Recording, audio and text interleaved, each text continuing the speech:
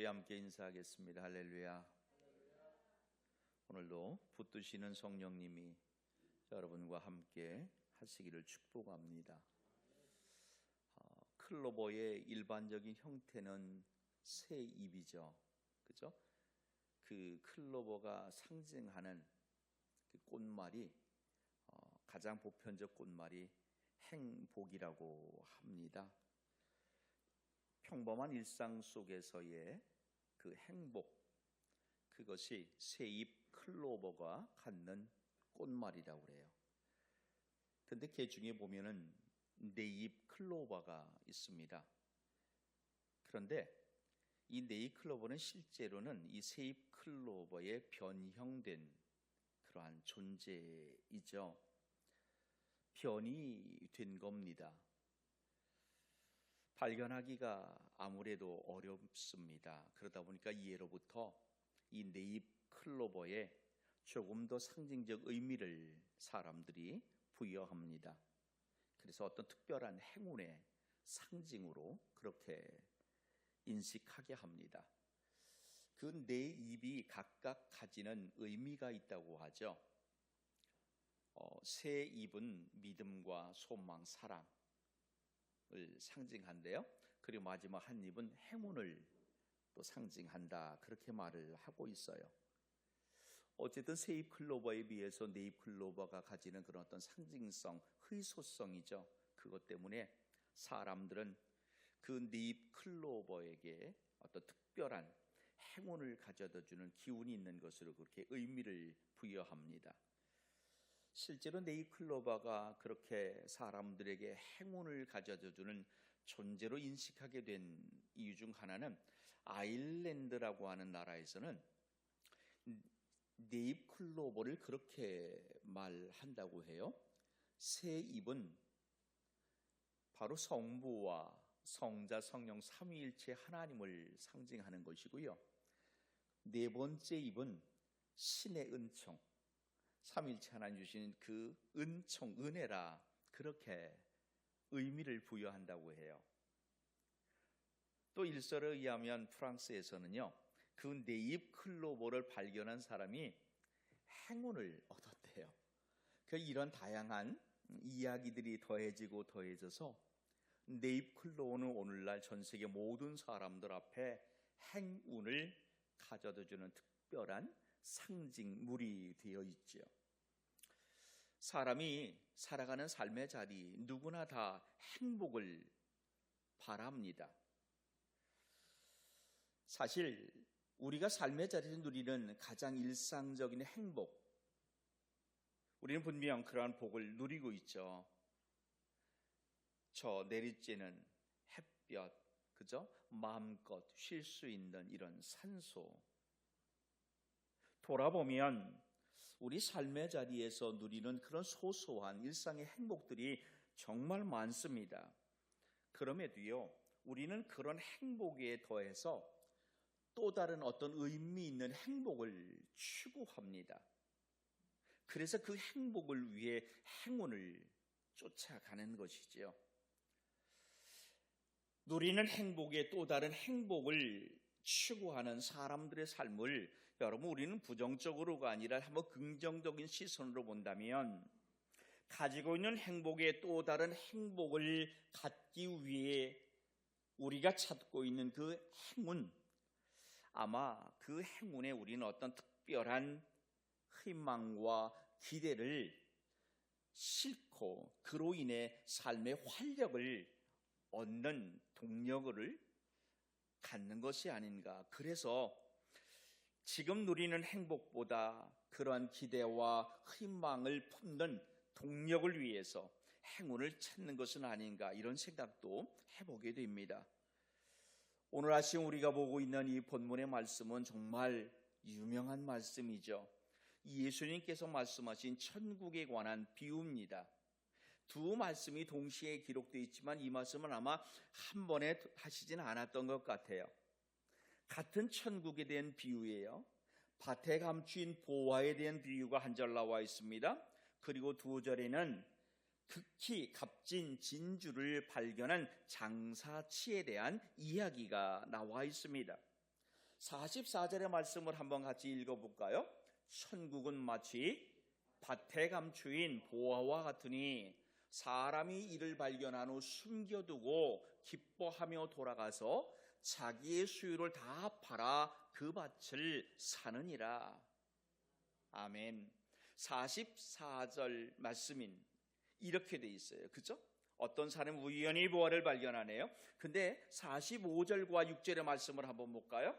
또 천국은 마치 좋은 진주를 구하는 장서와 같으니 극히 값진 진주 하나를 발견함에 가서 자기 소유를 다 팔아 그 진주를 사느니라. 아멘. 세상 모든 사람은요, 행복에 대한 그 기준이 다르죠. 가치 기준이 다를 뿐이지 다 행복을 원하죠. 그래서 어떤 사람은 삶의 자리에서 지금 그 행복을 누리고 즐기는 사람이 있는가 하면요, 어떤 사람은 그 가지고 있는 행복은 그대로 두고 또 행운을 쫓아 그렇게 가는 사람도 있습니다. 사실 우리는요, 우리의 주위를, 아니 내 경우를 돌아보더라도 가지고 있는 그 행복을 누리기보다는요, 또 다른 행복을 위해 행운을 쫓을 때가 참 많습니다. 여러분, 왜 우리가 가지고 있는 행복에 만족하지 못하고 또 다른 행복을 위해 그렇게 행운을 쫓아가는 걸까요?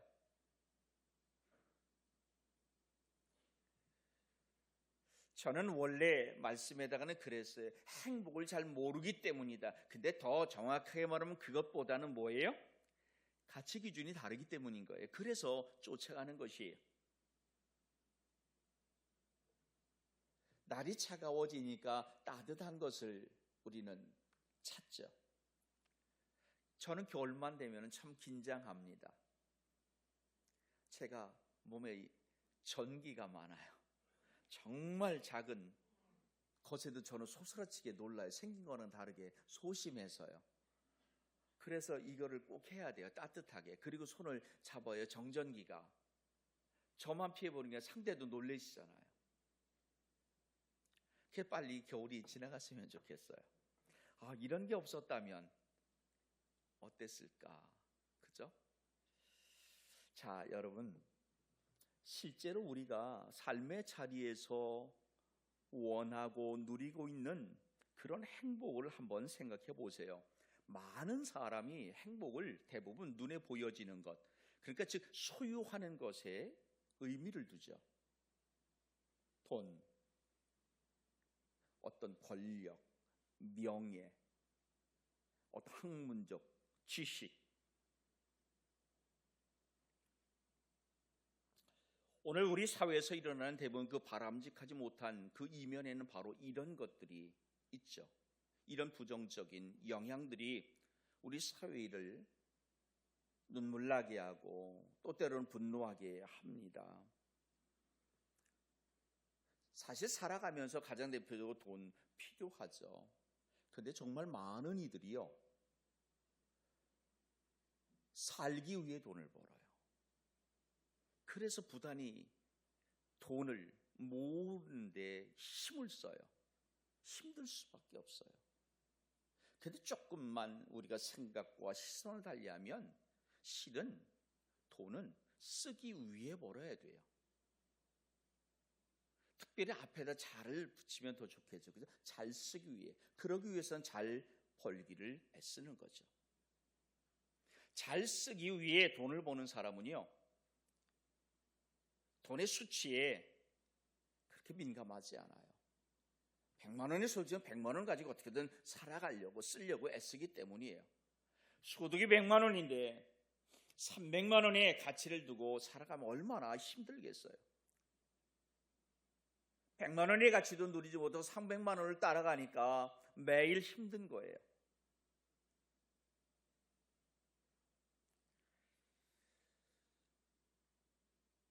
여러분, 살기 위해 돈 벌려고 하지 마세요. 쓰기 위해, 잘 쓰기 위해 돈 모시기 바랍니다. 그리고 그때 비로소 살기 위해 쓰시기 바랍니다. 그리할 때 그 돈은 정말 값어치 있는 겁니다. 오늘 내 삶의 기준을 가만히 들여다보세요. 본문 말씀은 우리에게 그 행복의 기준과 교훈을 오늘 가르쳐주고 있어요. 값진 보화, 이 보화를 발견하는 저와 여러분이기를 축복합니다. 이 값진 보화는 결국 천국이죠. 또 다른 의미는 세상 가운데 천국의 모습을 보이시고 있는 예수님을 의미합니다. 본문 44절과 45, 46절 이 두 개의 천국 비유를 통해서 발견할 수 있는 값진 보화, 어떻게 발견되고 있습니까?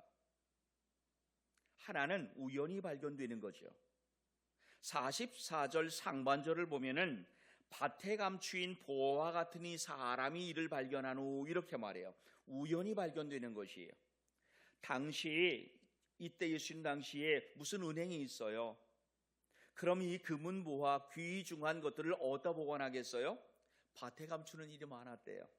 그러다가 감춘 것도 잃어버릴 수 있고 감춘 사람이 사망할 수도 있고, 그러니 밭에 감춘 보화를 찾는 건 정말 기적인 거죠.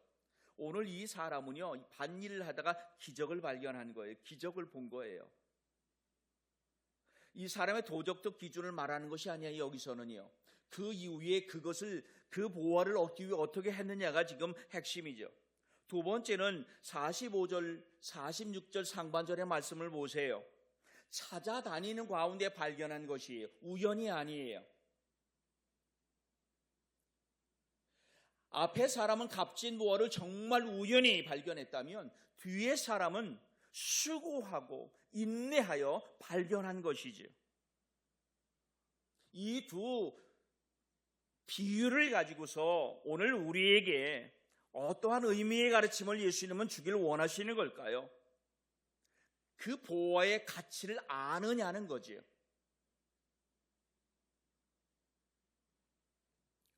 아무리 좋은 보화라도 가치를 모르는 사람, 그 보화를 귀하게 여기지 않는 사람에게는요, 절대 보화가 아니죠. 그러므로 오늘 예배하는 저와 여러분에게 있어서 절대적 가치가 무엇인지를 다시 생각해보는 아침이기를 축복합니다. 정말 내게 있어 값진 것이 뭐냐는 거예요. 너희는 나를 누구라 하느냐? 주는 그리스도시요 살아계신 하나님의 아들이십니다. 마태복음 16장 15절로 16절에서 베드로가 예수님 앞에 고백해요. 정말 예수 그리스도가 그 베드로 사도와 같은 고백을 우리가 하는 분인지, 할 수 있는 분인지를 다시 돌아보는 아침이 되기를 축복합니다. 친절하게도 예수님은요, 당신이 값진 보화라는 것을 친히 알려주세요. 마가복음 1장 14절로 15절에서 예수님이 무엇을 말씀하시고 있습니까? 하나님의 복음을 전하시고 있어요. 그리고 회개하고 복음을 믿으라고 말해요.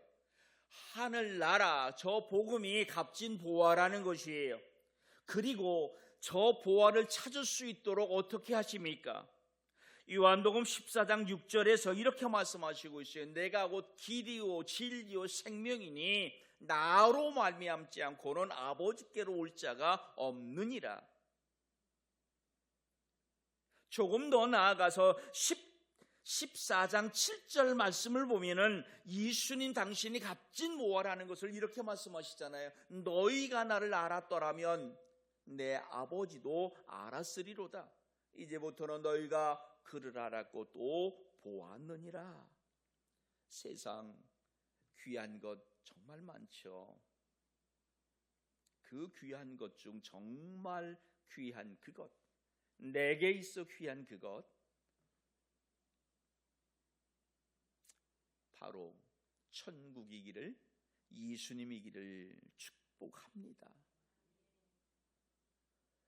그 보화를 발견하면 어찌해야 할까요? 소유해야겠죠. 농부와 진주 장사는 보화의 가치를 알고 있어요. 한눈에 알아보았어요. 그리고 어떻게 합니까? 한 사람은 감춰두고, 금해요. 감춰두고, 당시 랍비의 가르침에 의하면은요, 그 발견한 것은요, 밭 주인의 것이었어요. 그래서 몰래 감춰둔 것이에요.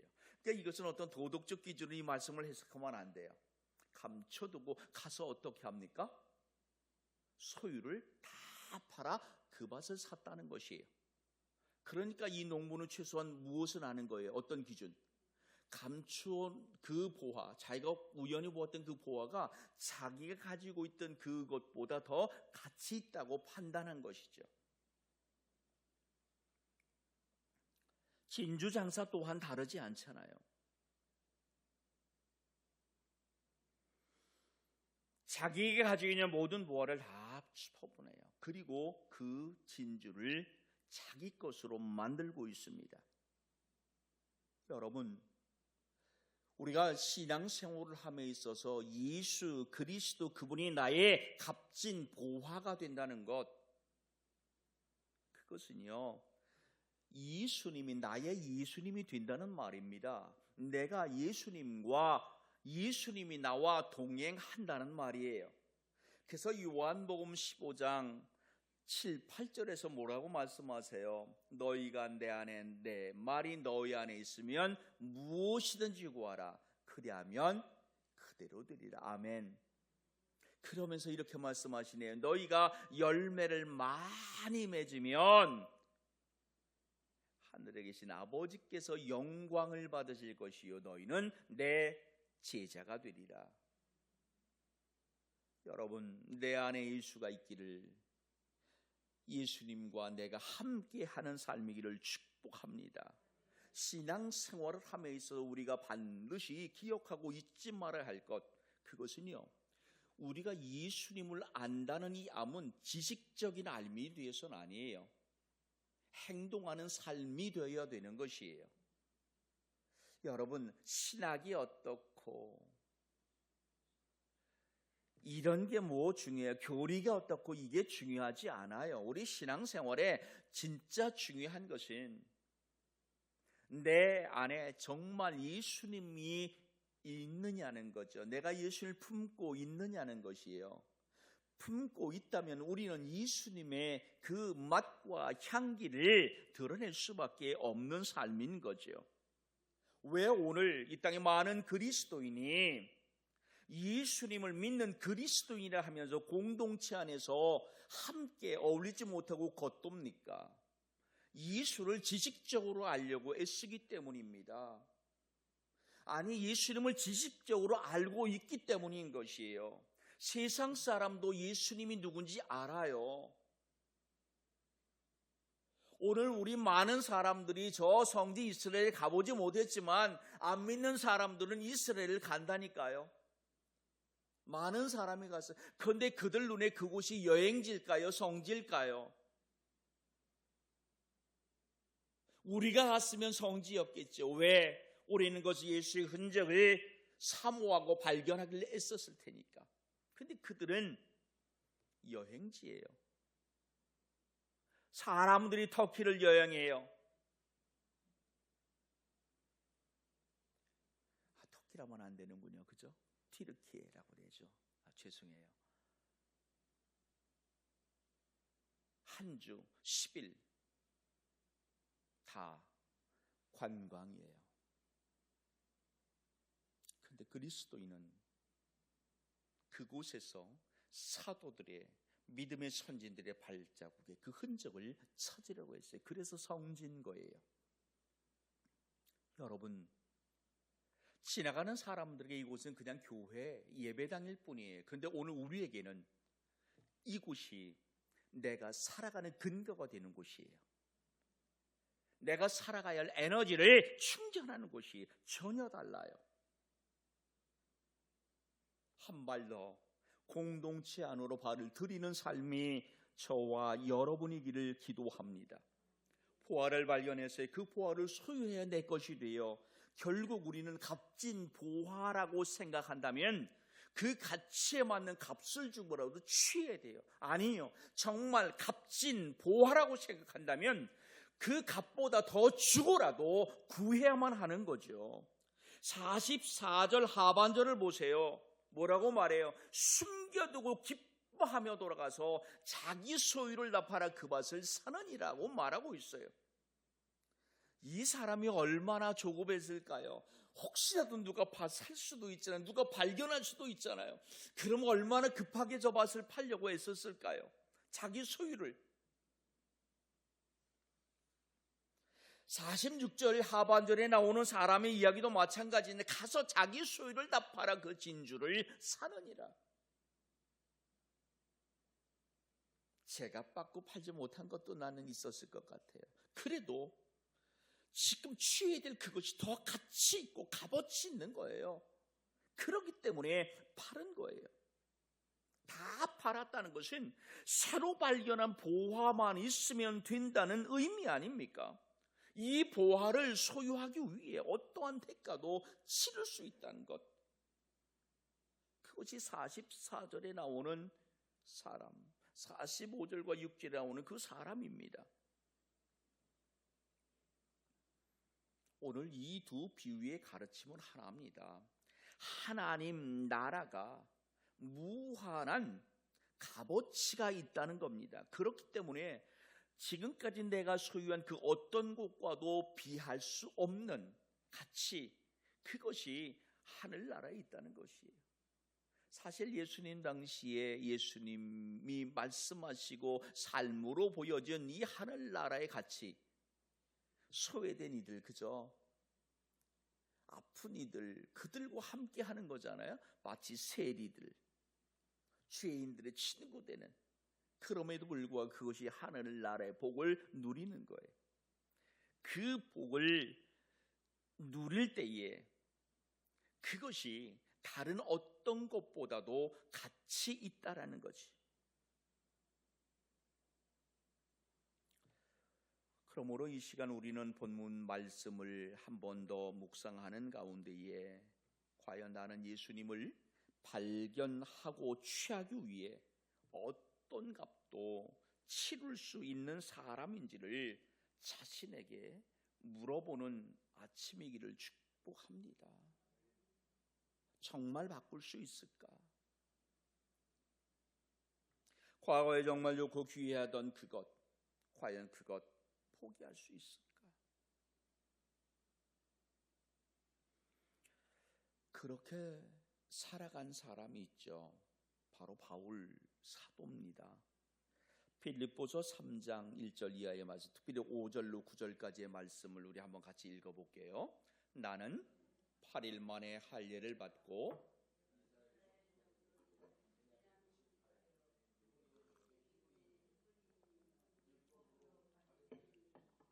열심으로는 교회를 박해하고 율법의 의로는 흠이 없는 자라. 그러나 무엇이든지 내게 유익하던 것을 내가 그리스도를 위하여 다 해로 여길 뿐더러 또한 모든 것을 해로 여김은 내 주 그리스도 예수를 아는 지식이 가장 고상하기 때문이라. 내가 그를 위하여 모든 것을 잃어버리고 배설물로 여김은 그리스도를 얻고 그 안에서 발견되려 함이니 내가 가진 의는 율법에서 난 것이 아니요 오직 그리스도를 믿음으로 말미암은 것이니 곧 믿음으로 하나님께로부터 난 의라. 아멘.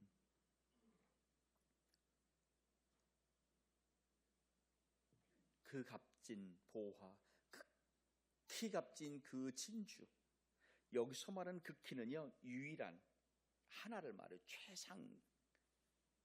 그것을 과연 취할 마음을 내가 갖고 있느냐는 거예요.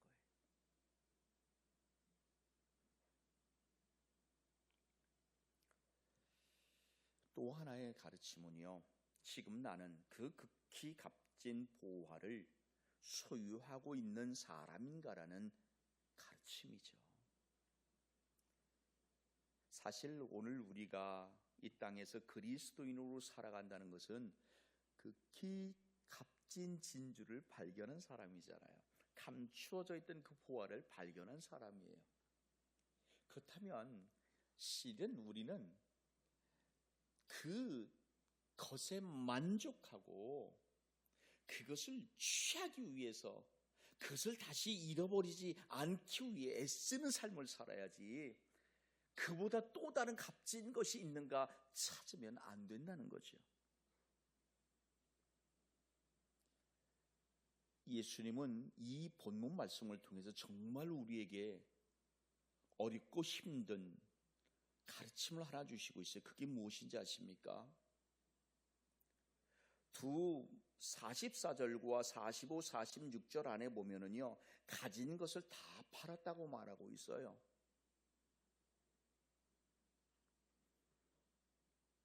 천국을 위해 정말 다, 예수님을 위해 전부 다.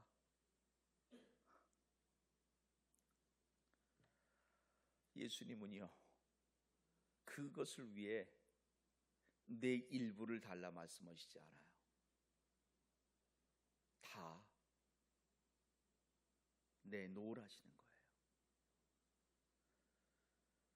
여러분 큰일 나셨어요. 집문서, 밥문서, 땅문서 빨리 가지고 오세요. 다음 주에.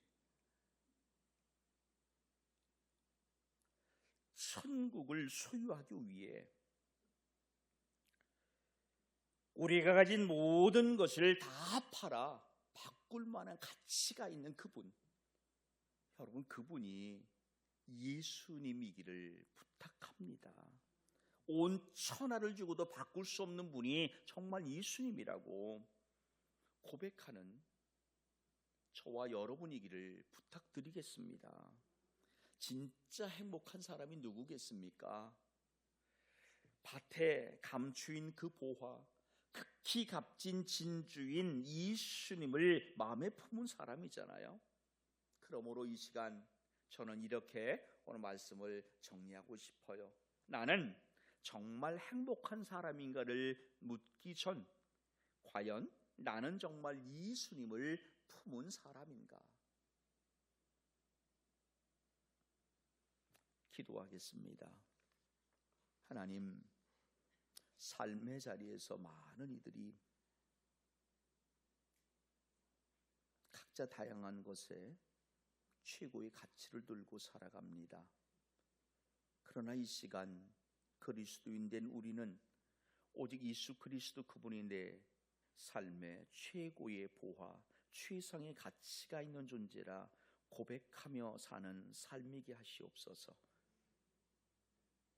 무엇을 소유한 사람인지를 날마다 묻게 하시고 그 소유한 것에 행복함으로 살아가는 삶이게 하시옵소서. 그 소유를 위해 내 전부를 바꿀 수 있다 고백할 수 있는 삶이게 하옵소서. 예수님 이름으로 기도하옵나이다.